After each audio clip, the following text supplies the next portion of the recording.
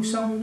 Not bad, Keith, not bad. Wasn't it? That'll do. Hello and welcome to Blackmans Bay Studios. My name's Mick and this is my old mate Keith. Hi, thanks for being here. Yeah, and in the third of our trilogy of trilogies, we're coming to Faith, Hope and Charity. Now, right up front, we need to tell you something. This is about religion and charities, as you may have already guessed. The more clever amongst you. Now, I want to say something up front, Keith. No, just let me interject there a little bit. Last time we did about hook, line and sinker about scammers and all of that. Well, personally, I view a lot of these religious organisations as the biggest fucking scammers on the planet. Right. Okay. Now. But so we'll talk about that in a little while. But go on. Now, I think you should say straight up front, Keith. Keith is a man of faith. Right. We need to clear that up straight away. Yes. Because we're going to be talking about faith, of course, and Keith is a man of faith. Yeah. So, Keith, why don't you explain? So, well, I am a Pastafarian. I'm not sure if any of you know what a Pastafarian is. It's I'm a member of the Church of the Flying Spaghetti Monster, and it's a very serious religion. I mean, a lot of people think that it's a spoof religion and a joke religion. It's actually very serious. It's got some very serious issues. So when I talk about religion and scamming and all that, of course, I don't want to include his noodliness, because his noodliness don't take no money from anyone, We don't even have any commandments, Now, I mean, your Bible's got 617 commandments, believe it or not. They're not just the 10, What we do at the Church of the Flying Spaghetti Monster is we have a series or a numbers of I'd rather you didn't, So our religion is pretty open, pretty free. I don't want to go on about it, but but when I talk about religion, obviously, your noodliness up there is excluded from all of that. So that church doesn't suck the money out of the community? No, we don't have a church. Well, we do not have physical premises. We don't have any need for one. All our stuff's done online, Mick. Yeah. So we don't need or in the pub, yeah, because I mean one of the things that your Pastafarians do is promote beer and eating pasta. Now, can you get any better combination than that? That's pretty good to me. You can't get any better combination than that, So how does that compare with the most ruthless money-making entity that the world and history has ever seen, the Catholic Church, Keith? Well, I mean, they held the world, like the whole planet, like a vice for centuries. Sucked all the resources out of South America, all out of Europe. They've had. It's just obscene. When you look at the opulence of these bloody what they've got, and when they want money, they come banging on my fucking door. Yeah. Come bang on your own door. Somebody wants money off it, but go and see the church. I mean, look the Church of England is no different. That the billions and billions of pounds and dollars that they own. I was going to say, Keith, because the Catholic Church had it all to themselves, and then Martin Luther comes along. Yeah. Comes up with a new way of promoting religion with Protestants, and all he did is create. See, I'm drinking beer. Yeah, go on. He created another money monster, didn't he, Keith? Yeah. Oh, yeah. The land grabbing and it just goes on and on. I was going to do it at the end. I might as well do it now. You look at these.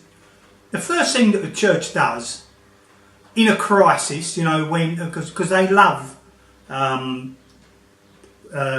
recessions. Your church, they cannot get enough of a recession, because as soon as there's a recession on, they go cap in hand to the government to organise all of these programs. And the same goes for gambling addiction or Alcoholics Anonymous. They're the ones that administer all of these programs, because in your 12-step program for alcoholism, hang on a minute, Very appropriate.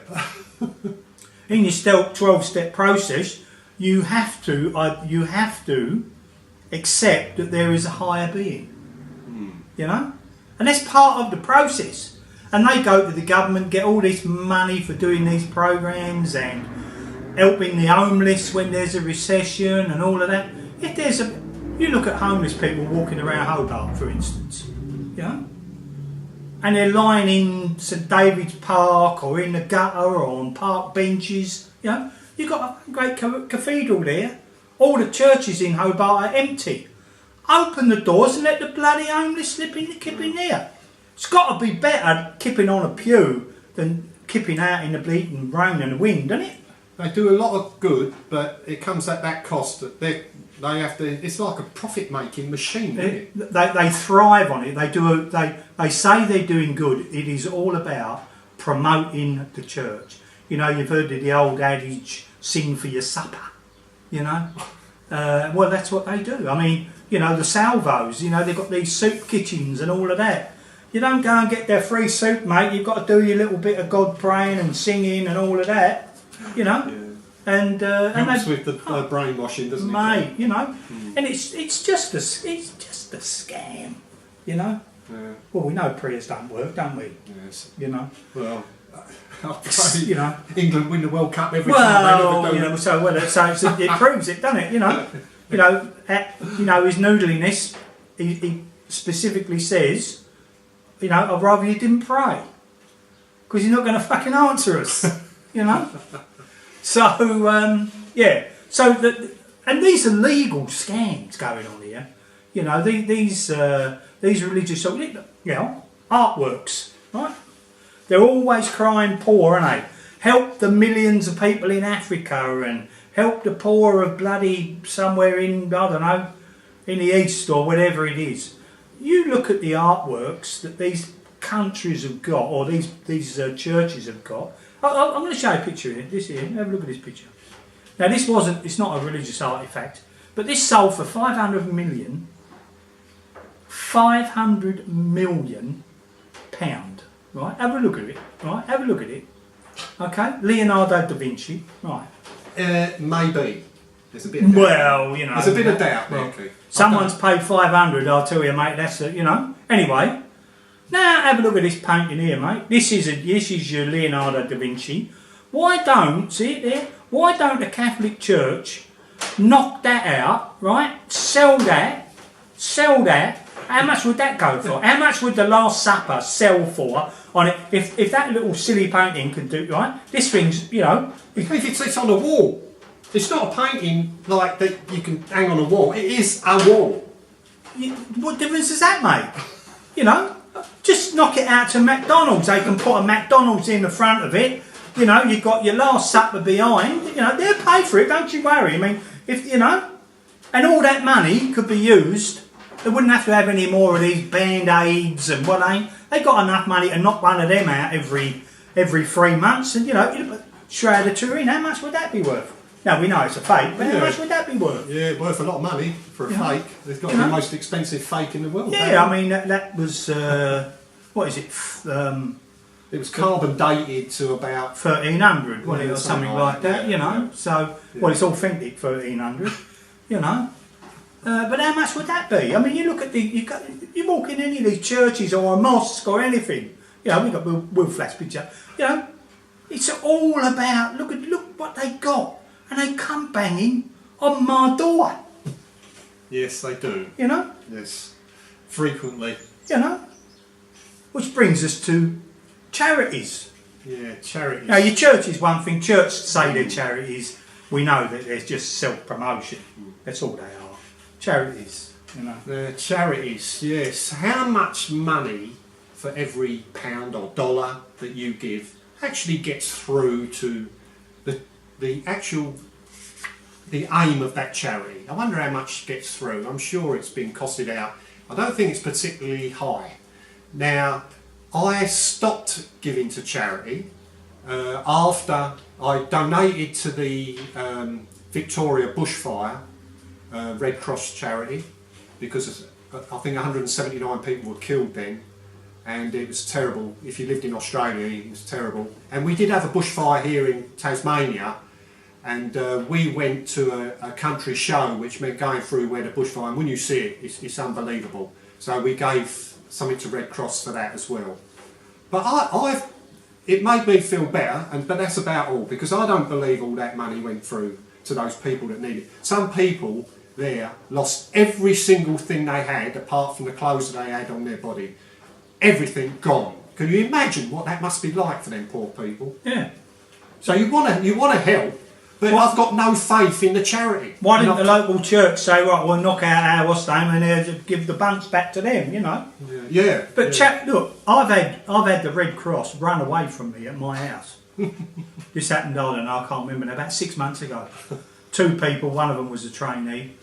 You know, the area supervisor banged on the door, and the first thing he did was hold his hands up like that.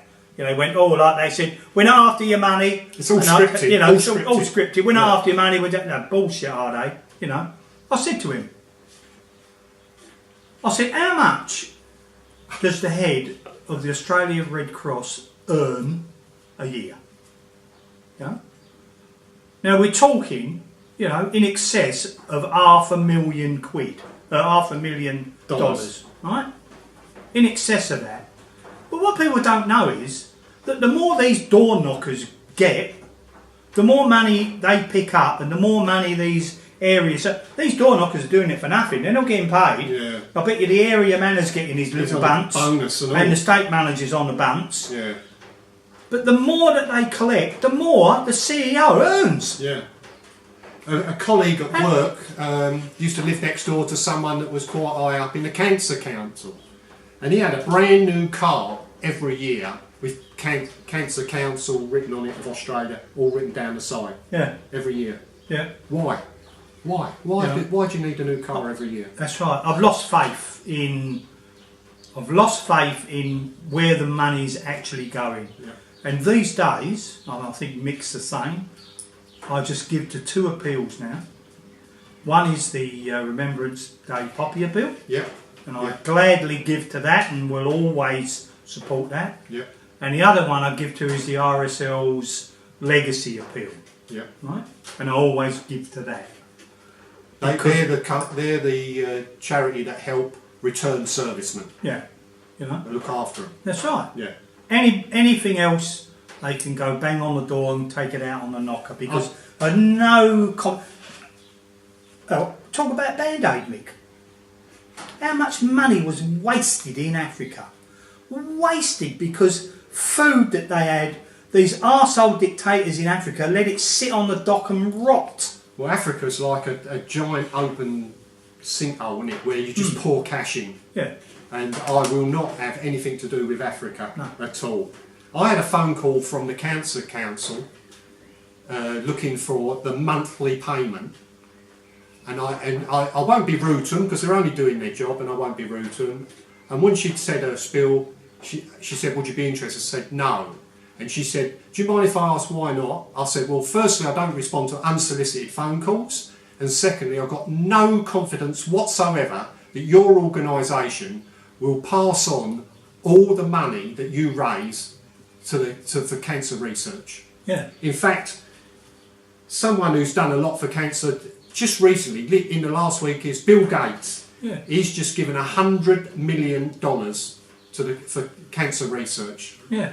Now, he's putting his money where his mouth is. what a man, eh? Yeah. I mean, he's already put millions and millions into trying to eradicate malaria. Yeah. And that's the biggest, and the mosquito is the biggest killer on the planet.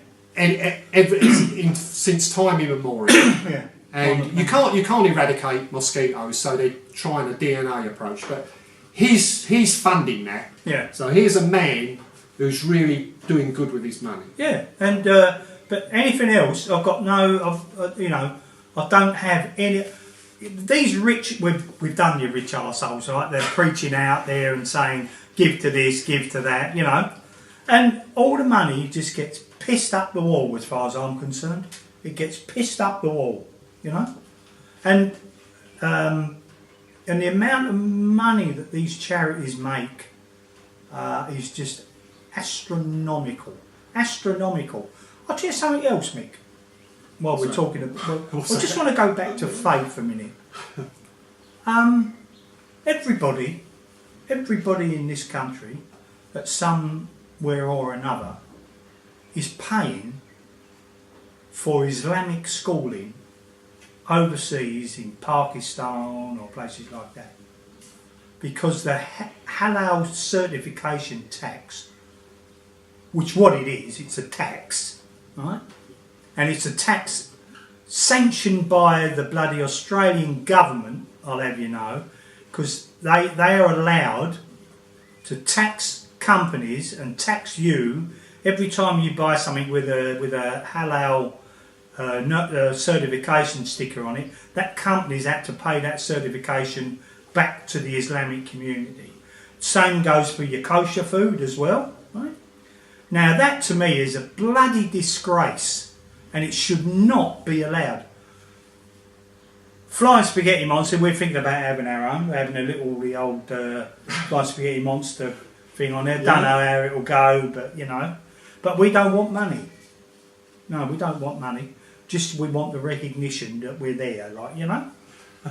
This halal certification is a billions and $billion industry just in Australia. Part of the deal, a lot of people don't know this, but part of the deal is that when a company pays for that halal certification, they have to sign a non-disclosure agreement that to never ever disclose how much money they're actually paying. No? Mm. So your Cadbury's, that's, you know, don't eat Cadbury's chocolate anymore. Your Vegemite, don't eat that anymore. Bought over by Bega Cheese, all halal certified. Don't buy that no more. Have a bit of Aussie Mite. Yeah. You know? Yeah. And I think it's disgusting myself. Like, you know, but it's a bit down on religion, but apart from his noodliness, you know. And yeah. So look, if I'll put a link up to our his noodliness website. Would they mind me giving a little bit of a plug to? No, of course not. To you're not after money, Keith. No. Don't. It can't be wrong. No. It can't be wrong if you're not after. No, that's right. That's right. I've got my own little quibble at the moment with the state government with my driving licence and all. Yes, you have. Yes, my driving licence was refused on religious grounds.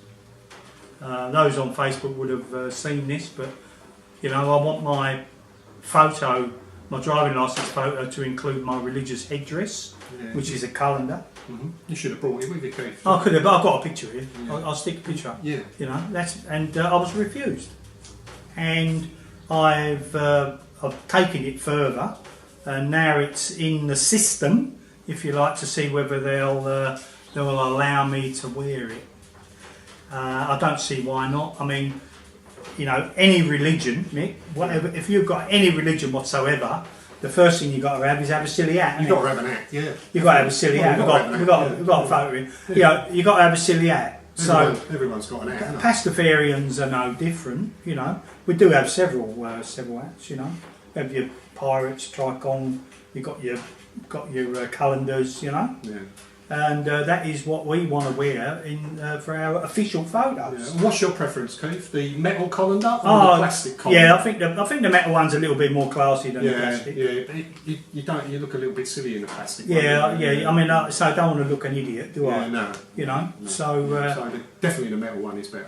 But the principle's there, and I've been lied to by the department twice over that. But that's another story. I will be making a video on the outcome of that adjudication, should I say.